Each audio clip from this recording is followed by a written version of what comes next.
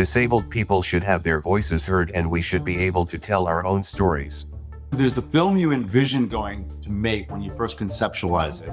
There's the film you actually shoot, and there's the film you find in the editing room, and there are 3 different films. Hey friends, welcome back to Think Inclusive, real conversations about building schools where every learner belongs. I'm your host, Tim Villegas. Today's episode is about storytelling, mentorship, and the power of showing up as your full self. I'm joined by Samuel Habib and his dad, Dan. They are co-directors of The Ride Ahead, a documentary that follows Samuel's journey into adulthood as a disabled person. Samuel is a college student. You might know him from being featured in one of his dad's films, including Samuel. When that film came out, it was 2007, and I was just starting my journey of understanding what inclusive practices really were for learners with extensive support needs. Dan is a longtime filmmaker, an advocate, and I'd like to call him a good friend. This film they've created, well, it is something truly remarkable. We'll talk about the making of the film, the misadventures of traveling with a power wheelchair, and what it means to be seen, not just on screen, but in real life. Before we meet our guests, I want to tell you about our sponsor. This season of Think Inclusive is brought to you by IXL. IXL is a fantastic all-in-one platform designed for K-12 education. It helps boost student achievement, empowers teachers, and tracks progress seamlessly. Imagine having a tool that simplifies what usually requires dozens of different resources. Well, that's IXL. As students practice, IXL adapts to their individual needs, ensuring they're both supported and challenged. Plus, each learner receives a personalized learning plan to effectively address any knowledge gaps. Learn more at ixl.com/inclusive. That's ixl.com/inclusive. All right, after a short break, it'll be time to think inclusive with Samuel and Dan Habib. We'll catch you on the other side.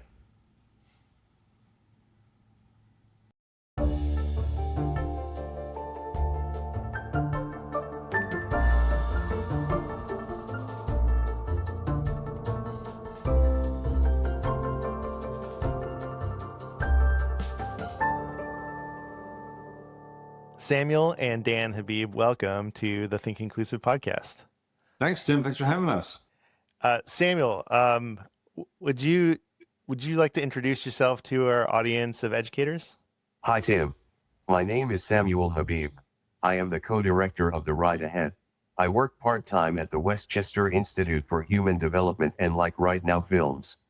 It's awesome to be on your show. Well, I'm so happy to have you on. And, Samuel, from following, your dad's films and videos online, and Dan, you and I have had lots of conversations over the years. I feel like I've watched you grow up. So this is really cool. Why was it important for you to tell your story in a documentary? Like, why did you make The Ride Ahead? Disabled people should have their voices heard, and we should be able to tell our own stories. I don't like that movies and stories about disabled people are often about curing, or saving, or even killing the person because they have a disability. Or you will see someone with a disability have an average talent at something, and people will be, quote, inspired, and respond to the talent in a way they might not to someone that doesn't have a disability. We created this documentary and our impact campaign so that young adults with disabilities will feel more seen and heard, and find their own mentors.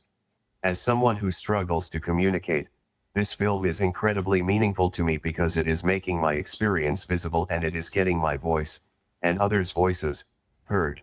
I can't wait to see how it changes the landscape. I think it's going to help improve the world for disabled people. I learned from my mentors that it's not easy to be an adult with a disability. Connecting with the disability community has helped me feel much more confident in myself. Absolutely.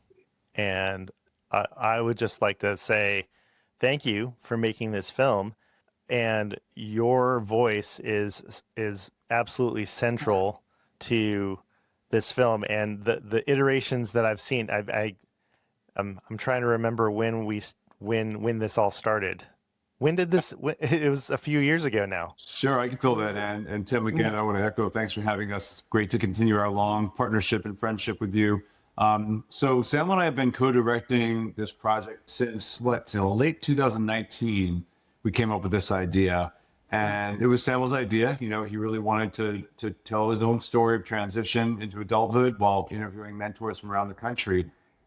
It started out with the short film, My Disability Roadmap, which was in the New York Times in 2022. And we were thrilled to then win an Emmy Award for that film. It just took off way beyond our wildest dreams.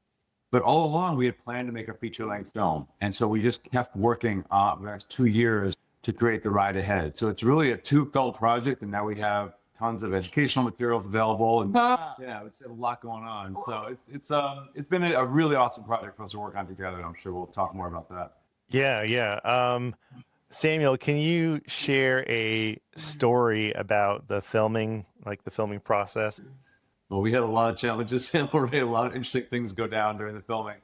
Setting up and getting all of the interviews done was the most challenging part of creating the film. We had a lot of misadventures during our travels. On our flight to Indianapolis to interview Andrew Peterson, they turned my power wheelchair on its side both ways. And it got damaged both ways. On our New York City trip to interview Keith Jones and Maysoon Zaid, I had a seizure. But we still got the filming done on all the trips. And some people will see in the film the actual adventure of traveling when you have a person with complex disabilities and health issues, a 350-pound wheelchair, a lot of equipment, ableism at every encounter, not every encounter, but in many encounters, all the hijinks that come with transportation and airplanes. That became part of the storytelling of the film, because I think that has really resonated with a lot of people, especially wheelchair users who have been through this way too many times, the adventures and misadventures that can happen during travel. Phil has some area. Mom? Mother? Oh, yeah. All right, I'll try and make this story brief at PG-13 for your audience. Thank you. We were in one of our travels in Indianapolis. We had to pick something up from a pharmacy, and long story short, they pointed us to a counter that looked like we were skipping the line, even though we were not intending to skip the line. And some guy just turned to Samuel and just said, "Mother!" You could guess the rest. And just started yelling at him for skipping the line. And we just got out of that pharmacy quickly. And then when we got home and told Betsy wanted to know about our trip, the first thing Samuel said to her was, "Mother." We had to untangle what the heck was okay, yeah. Story that. What do you mean by that, Samuel? Yeah, we had some stories to tell. For sure. Oh, that's really interesting. There's so many interesting kind of subplots or arcs in the film, and I'm trying to remember, because I have seen the film grow over the last few years. In preparation for this interview and watching the complete, from beginning to end, I did notice. It was I think it was the scene where you were rock climbing that was added, but it was added before you getting into the van, I think with your brother. And I just was like, oh, that it just gave a little bit more context to what was happening in, the activities that you were involved with. And I just loved I've loved to see how this film has grown, including all of those little stories, you talking to that really rude person in the airport, and the troubles with your equipment, falling and breaking, and having to deal with airlines and stuff like that. It was so authentic and real, and so I just wanted to commend you all for that. Yeah, thanks, Tim. I should just say one thing about that is film, I think, is perhaps the most collaborative art form because, sure, Sam and I are on the forefront and doing interviews like this, but we had an incredible team of people animating the film, doing the music composition, editing the film for a year and adding scenes like that and taking them out, right? And figuring that out. And we were intentional about hiring a majority disabled film crew for our production and outreach. And that was a really important thing to make sure that we hired disabled people to do the work. So anyway, the whole process of making the film also was just so fun, even beyond the filming, just producing it and putting it together. Yeah. Okay, Sam, I've got a question about the topics of the film because they get a little awkward sometimes. And I know if I, when I was a young man, I would not want to talk about dating and sex when my dad was right there. So was it awkward digging into these personal issues for the film with your dad being so heavily involved with the project? It has not been awkward at all. My life is very intertwined with my parents, so they are very aware of most of my deeply personal things. But some of the medical stuff was difficult to share. I've had trauma from a lot of blood work and IVs from when I was a baby. It's difficult to get my blood drawn. I get nervous when I have to go into the ER. So it doesn't feel good to talk about that. But I also wanted to show my strength, that I've gotten through some very tough things in my life. Same for a lot of other people with disabilities. And actually, Jim Lebrecht, who most people I'm sure in the audience know, what the creator of Crip Camp, one of the creators, he's our executive producer, and he watched a cut of the film and he asked Samuel, are you comfortable sharing these really personal, difficult medical moments with such a wide audience? And Samuel said what he just said today, like, I'm tough. I want to show it. This is real. This is what a lot of people with disabilities have to navigate. And if you don't show that, you're not telling the truth. And, in terms of the point about, was it awkward with your dad? A lot of people think it must have been, but in part, I think it wasn't, because this film was Samuel's story to tell. And our whole process revolved around giving Samuel the space to share his story and to ask the questions he wanted to ask with the mentors and to tell the story the way he wanted to tell it. So I think it would have been a lot more awkward if I was like writing a script for Samuel and trying to guess what he wanted to say, but it wasn't that. It was really Samuel trying to express his own life in his own way, and the whole team was around you to make that possible. Would you mind if I ask it like just a follow-up question about the process of creating the film? Because Dan, you mentioned, you didn't write a script, right? So, and this may only be interesting to me. Hopefully it's interesting to other people, but in creating a documentary, is there like the main point is we're telling Samuel's story. We're telling your story, Samuel. But did you have an idea of where you wanted to go, or did you just start taking as much tape as possible and then kind of seeing where the story led? Right. It's good. It's a nuanced question. So I think I might need to address that, because as we talked about, Tim, Samuel has put a lot of time and thought into dictating out answers to a lot of questions we get and having them ready in his device. But it's a little harder to, in the moment, kind of answer nuanced questions like that. But it's a good question. I think basically, this is my 20th documentary, and I've done 5 like big films. And so I've learned a few things along the way. And what I've learned is you need to there's the film you envision going to make when you first conceptualize it. There's the film you actually shoot, and there's the film you find in the editing room, and they're 3 different films. And this was, our original concept was, this is a film about Samuel's journey into adulthood. And we want you to tell the story, right, Samuel? We want you to do what you wanted to do, which was learn from these incredible mentors. And we're going to make that happen by raising a lot of money, by, doing all the things we need to do to get it to be possible. And then we just filmed a lot. And I don't think we knew where it was going exactly. I think we just knew that you were going to keep growing older, Samuel. You were going to keep having experiences. You were going to keep maturing. You were going to keep learning from these people, and you were going to have certain key junctures in your life, whether that was a challenging medical procedure, or whether that was going to college, which we show in the film, or whether that is, going to your cousin's wedding and having a lot of mixed feelings about that, because it's something you want as well. And all these junctures, then in the editing room, you build a storyline that is both real, like it's about Samuel's evolution to adulthood, but doesn't have to all be in chronological order. So you can mix and match scenes as long as they continue to show the arc of the film, which is Samuel evolving as a person, becoming older. And then you look for that elusive ending to the film. Like, how's the film going to end? What is the penultimate moment? And once we went out to St. Louis and had this incredible experience with the GNA01 neurodevelopmental disorder community, which is the Samuel's disability, and had this moment, Samuel, where you were mentoring all these young kids. After being mentored by all these others, it just felt like a very emotionally real and captivating moment, and that it became a really powerful ending, we think, for the film. Thank you for sharing that, Dan. I really appreciate it.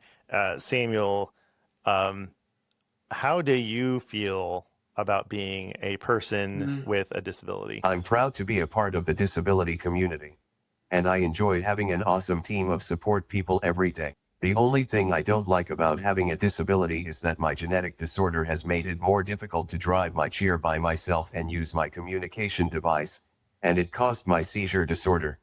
Yeah, and I think that's a really important thing for your community, Tim, is that Samuel, you've lived with a disability your entire life. It has been your identity his entire life. And as Samuel says in the film, I would not take away my disability. I don't want to be cured, but there are some things that get in the way of me living my life, like your movements, or like now the fact that you have lost a lot of ability to drive your wheelchair and things because of your disorder. And I think that's really powerful, I think, especially for young disabled kids and their family members to see that you're proud of being disabled. You're proud of being part of the disability community. That's something people need to hear, I think, to have that sense of culture and community. I'd like to jump if it's okay, we can get back to the question about dealing with condescending people, but specifically with your communication device, because you talked about the technology that you use, Samuel. So using AAC, augmentative and assistive communication, can be very time consuming and frustrating. How did you try to capture that in the film? My communication device is so important in my life, so it's with me all the time. But it is really slow and frustrating to use a device, especially because it's gotten harder to move my arms because of my GN801 neurodevelopmental disorder. And it is really hard for me to talk. That's why we put the scene in the film where I'm speaking out the words one by one, and my dad is repeating them. Then we show him programming them into the device. I think that shows that it takes a long time to get the words into my device. We also showed Bob slowly typing his words in his scene. We also wanted to show that I communicate better with people that are patient and who talk to me in an age-appropriate way. And the Bob that Samuel alludes to is Bob Williams, who's another legend in the disability field that we had the incredible chance to get to know and meet and interview. Yeah, the giants in the disability community that you interviewed, Samuel, is unbelievable. So just an amazing lineup of people and community that you captured in the film. You mentioned about people speaking to you in an age appropriate way. So how is it dealing with people who are condescending? Have you adapted any particular strategies on how to deal with that? Beyond cursing more, maybe part of it, but here we go. I want to curse at people who talk down to me, like Joe, the woman at the airport, in the film, but I did not because I'm afraid that people would get mad at me. Next time, I will say, talk to me like I'm an adult. I am learning a lot from people with disabilities, that it's not easy to be an adult with a disability. But I'm learning from them how to be a better disability rights advocate for my life, and for other people with disabilities. Yeah, Samuel is a very kind person, and you're kind of a conflict-averse person. You don't like to have conflict. You don't really like to have arguments. So it's hard when somebody does something that feels very condescending or rude.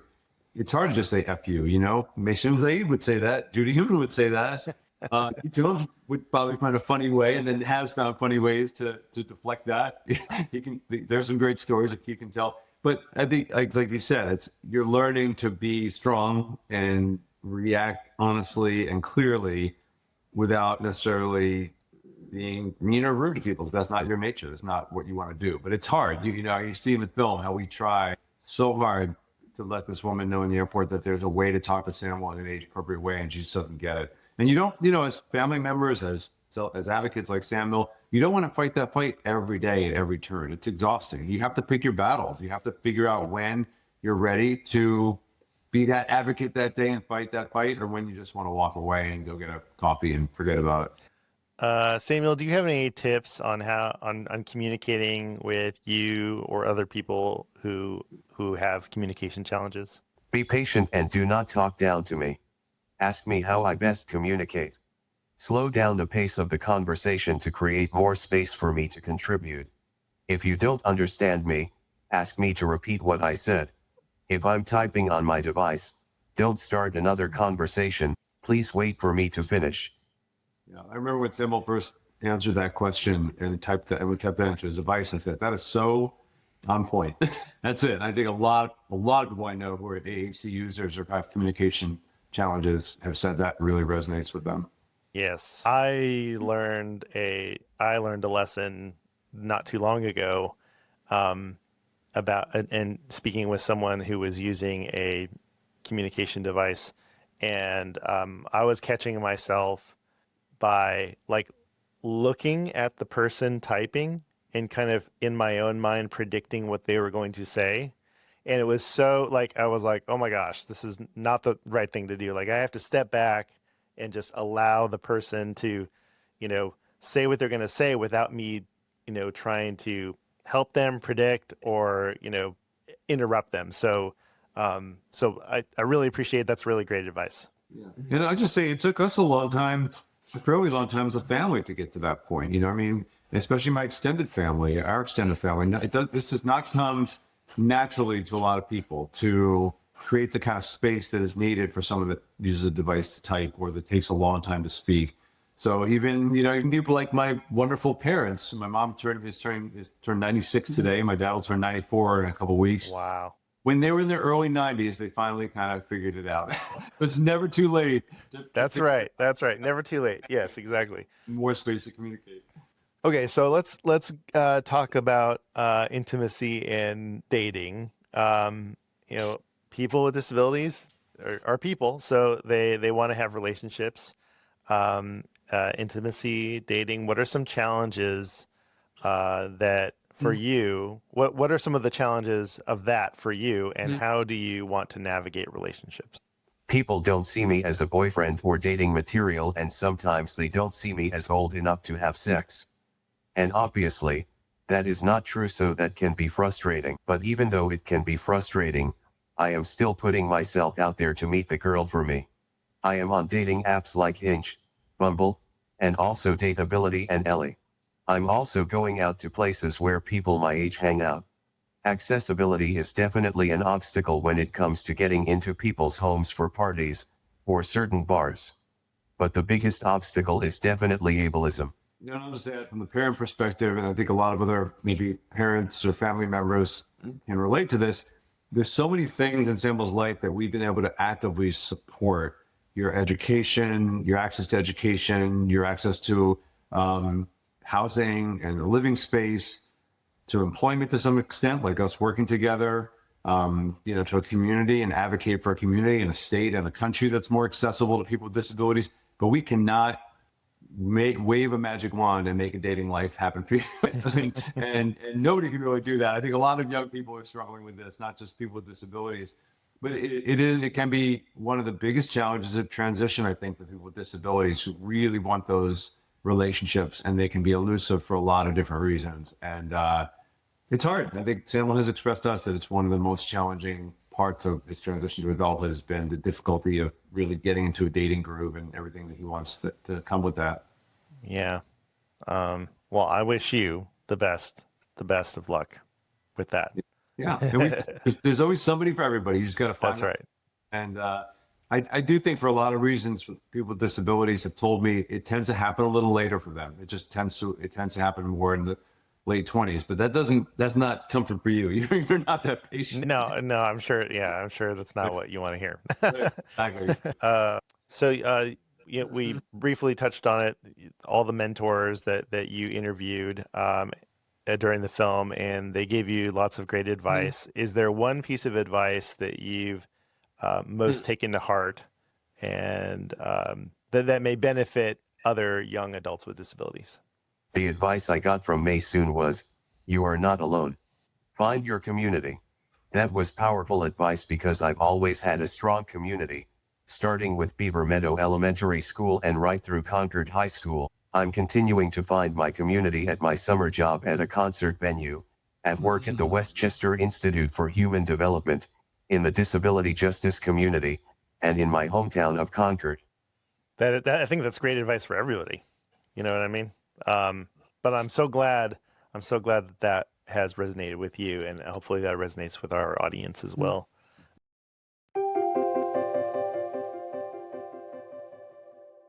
In a minute, I asked Samuel what he's been up to lately between college, film work, and a summer job at a concert venue. He's got a lot going on. And we'll dive into what inclusive education really looks like and how school leaders can make it happen. But first, I want to tell you a little bit about the Maryland Coalition for Inclusive Education. MCIE partners with educators and school systems to promote authentic inclusion, foster change, and support the implementation of inclusive practices, whether it's district-wide transformation, customized learner planning, or professional learning and coaching. MCIE walks alongside educators every step of the way. And here's the best part. Our work begins with a conversation. So, if you're ready to create schools where every learner belongs, visit mcie.org and get in touch, and let's start that conversation today. So you mentioned a couple things, and we're just right now about your employment. You said you work at a concert venue. You work at the Westchester Institute on Human Development. Did I get that right? For human development. For human development. Okay, there we go. What are you up to now? I continue to work part-time at the Westchester Institute for Human Development doing film work and presentations. The past few years, I've been in college at NHTI, the local community college in Concord, New Hampshire, working towards my liberal arts associate's degree. This January I started attending Southern New Hampshire University, a 4-year college, with a major in history. I also have a summer job at a music venue in New Hampshire called Meadowbrook, scanning tickets. I got to see a bunch of free shows. Through my film work, school, and the job, I am hoping to continue to make new friends. You know, my wife Betsy, Samuel's mom Betsy, and I joke that that's our retirement job. We hope that we can work at this venue and just like scan some tickets and then go see the show for free. I was with Samuel the other night supporting him. Usually his direct support professionals do it, but we didn't have anybody available, so I went supported him for during the Zach Brown band, which was really fun. Gosh, we watched a few great numbers, and then Betsy and I went back and saw the whole show the night afterwards. But you've seen James Taylor and Treen and the Pixies, and you got like 20 shows lined up for this summer. So it's a good gig. Oh my gosh, that sounds like a dream summer job right there. Yes, that's amazing. A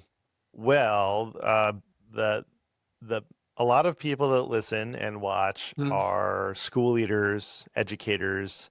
So what advice do you have for school leaders or future educators to create spaces that value and include all students? Don't segregate. Create a sense of belonging. Have high expectations for all students. Make the entire building and extracurricular activities accessible. All of my schools have been inclusive, and that made a big impact on my education and my work now as a filmmaker. And Tim, if I could just give you some praise. You know, I listened to your podcast series on inclusive schooling, and it was really interesting and really well done. And I think I would venture to guess that a lot of what you found in those schools reflects what Samuel just said. Don't segregate. You know, include students in all different aspects of not just the school curriculum, but extracurricular. Have high expectations, right? Presume competence. I mean, those seem to be a lot of the themes that you found as well. Yeah, it's really interesting. If I can go on a little bit of a tangent, Samuel, the people that I talk to that work in inclusive schools and the leadership, and they're all on board and on the same page and moving forward with inclusive practices. It's like they don't even realize how unique they are. You know, it's like whenever I've asked, like, do you understand how unique and exceptional you are, because not everyone decides to do this. And more often than not, and I've heard it in the films that you've made, Dan, is their response is, this is just who we are. This is what we do. And it's so interesting that it really is a decision to be inclusive. And the mindset being already there or working on it that that leads to inclusive practices and then successful outcomes for students. And it seems so simple, right? Over and over and over again, that's what we find out. Yeah, It's no, amazing. it's true. And just to kind of play off that, I was telling Samuel that we just bumped into his elementary school teacher the other day, Barbara O'Brien, who plays very prominently in our first film, including Samuel. And she's a master teacher, and she's just such a brilliant educator and inclusive educator, and has believed in that her whole career for decades. But she says, it takes a lot of the newer teachers aren't being taught the skills, or it takes a while to learn the skills to do it really successfully. I don't want to minimize how challenging education is, especially in the post-COVID era.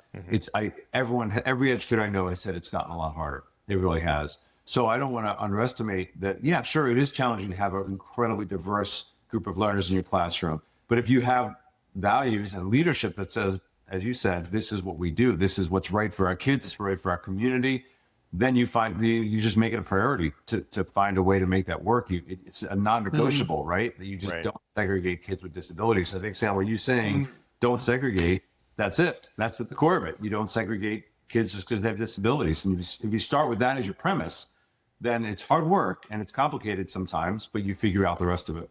Right, exactly. So this is a great film, The Ride Ahead. How can people host screenings of the film? And what are some resources available for people who want to do a screening event? Thanks for asking about that.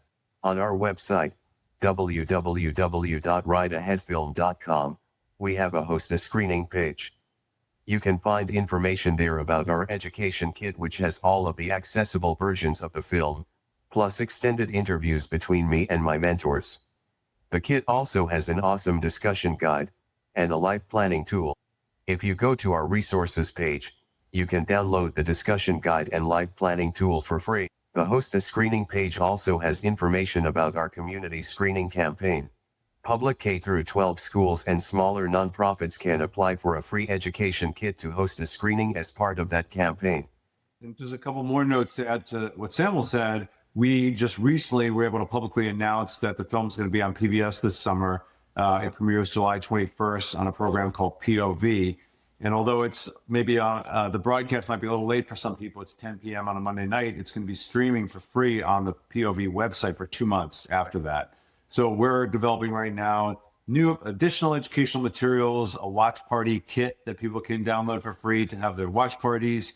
Samuel mentioned the discussion guide and the life planning tool. We're really proud of those. We worked with our advisory board of young adults with disabilities and a lot of other folks to develop that discussion guide. And it's really robust and has some very interesting, provocative questions to go along with the film. And then the life vision planning tool, planning kit was something we worked on with the folks who started the Charting the Life course that I think a lot of your community will be familiar with. It's a life planning or person-centered planning framework. And we blended quotes and scenes from the film with that life planning framework and put together this really great PDF that people can download for free to do life planning and life vision planning with young adults with or without disabilities.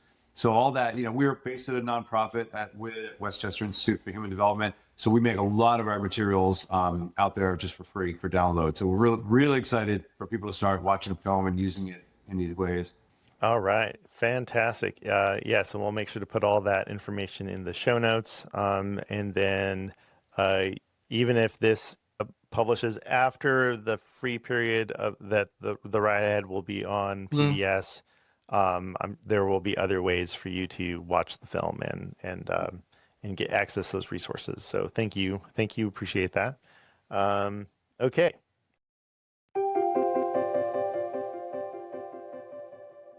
All right, we've covered a lot, but now it's one of my favorite parts of every episode, the mystery question. I asked Samuel and Dan to imagine their dream musical jam session. Who's on their fantasy lineup? Let's find out. So I wrap up every episode with a mystery question.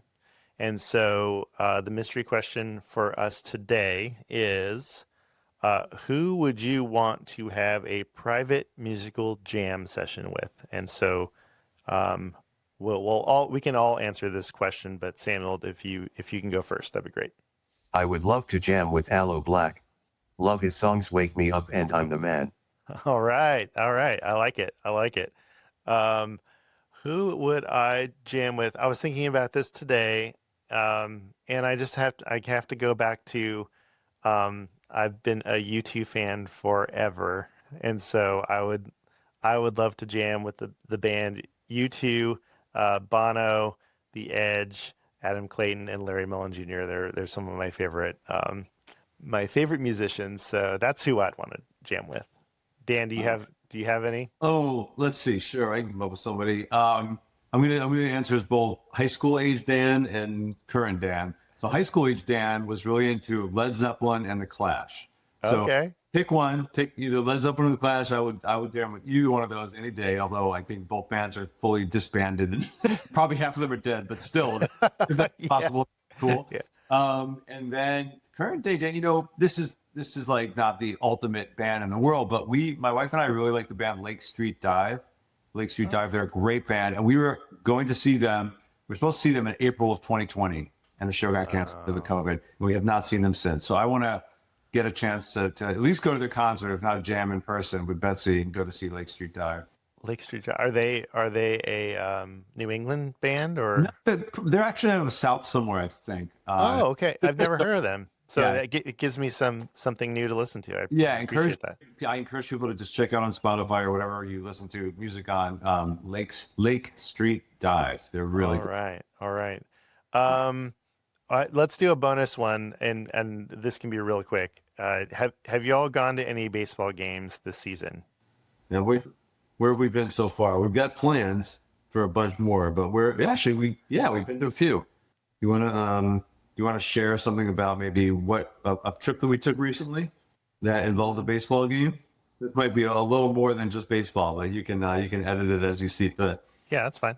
I had an awesome trip in late April to Kansas City and Lawrence, Kansas for my film work.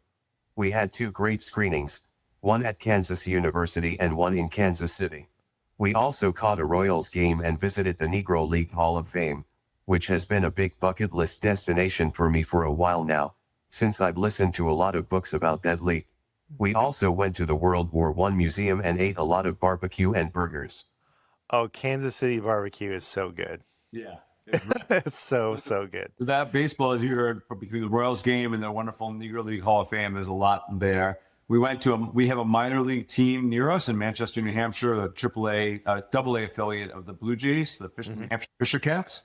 Been to a game there. Sunday, we're going to a Woo Sox game, which is in Worcester, Massachusetts, and they're the AAA affiliate of the Red Sox with Samuel's older brother Isaiah and my brother Josh are going. And we bought tickets to the Dodgers-Red Sox game in July. Oh, okay. Going to that game in Fenway Park. Probably watching that one on TV. So Yeah. yes. So if you remember, I live in the Atlanta area, and my dad actually flew in from California and we went to a Saturday night game here at Truist Park to see the Dodgers and Braves. So that was a treat. It was like a birthday present for me. So that was wonderful. Loved Nice. it. Yeah. We also actually you want to add a little bit more about our other trip that Tim might be interested in? I went to spring training in Arizona with my dad and Uncle Josh the first week of March. We got to see the Dodgers, Rangers, Cubs, Padres, Giants, and Diamondbacks. It was cool to see them practicing up close, especially Mookie Betts and Freddie Freeman, and get some autographs. One of the cool things that happened was we bumped into NASCAR driver Kyle Larson at the Dodgers game. He was there with his kids and posed for a picture with me, and I love just looking out the window when we fly. Yeah. Nobody else seemed to notice him. We were just walking around. I'm like, hey, that's Kyle Larson. And Samuel, being a huge NASCAR fan, we were like, whoa. It's That's great. Very kind to us. Yeah. Oh, that's wonderful. I love that.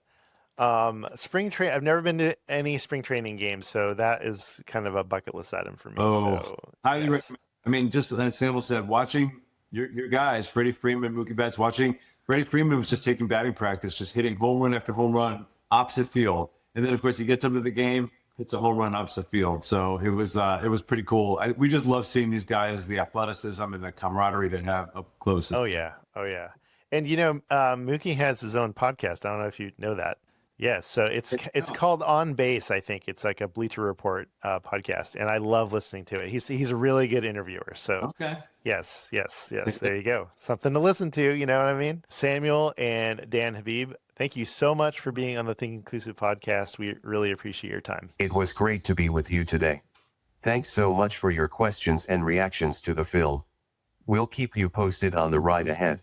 Yeah. Thank you, Tim. Really appreciate you having us on. It means a lot to us.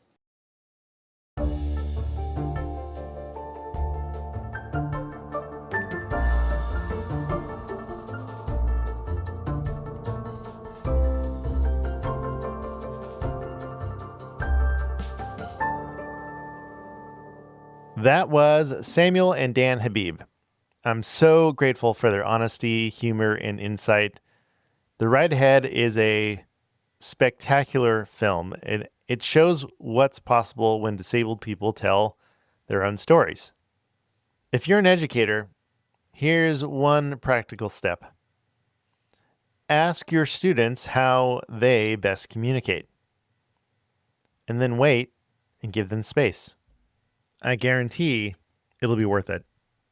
That's all the time we have for this episode of Think Inclusive. Please share this episode with someone who needs to hear it or watch it. Rate and review us on your favorite podcast platform, and follow Think Inclusive wherever you get your podcasts. Now, let's roll the credits. Think Inclusive is brought to you by me, Tim Villegas. I write, edit, mix, master. I basically wear all the podcast hats. This show is a proud production of the Maryland Coalition for Inclusive Education, scheduling and additional production help from Jill Wagoner. Our original music is by Miles Credich with extra vibes from Melody. Big thanks to our sponsor, IXL. You can check them out at ixl.com/inclusive. And hey, here's a fun fact. Dan and I met in real life in Atlanta when he screened his film Intelligent Lives. That was back in 2018 when producing this podcast full-time was just a dream. Well, Dan, dreams do come true. We seriously love hearing from you. Are you using these episodes in your college courses, sharing them with your team? Let me know at tviegas@mcie.org. I read every single message, and yes, I geek out over them and share them with people. If you have made it this far into the episode, you're officially part of the Think Inclusive Inclusion crew. Trying that one on for size. Want to help us keep the good stuff coming? Head to mcie.org and click the donate button at the top of the site and toss in a few bucks, $5, $10, $20. It helps us keep partnering with schools and districts to move inclusive practices forward and supporting educators who are doing the work. You can find us on the socials almost everywhere at Think Inclusive. Thanks for hanging out. And remember, inclusion always works. From MCIE.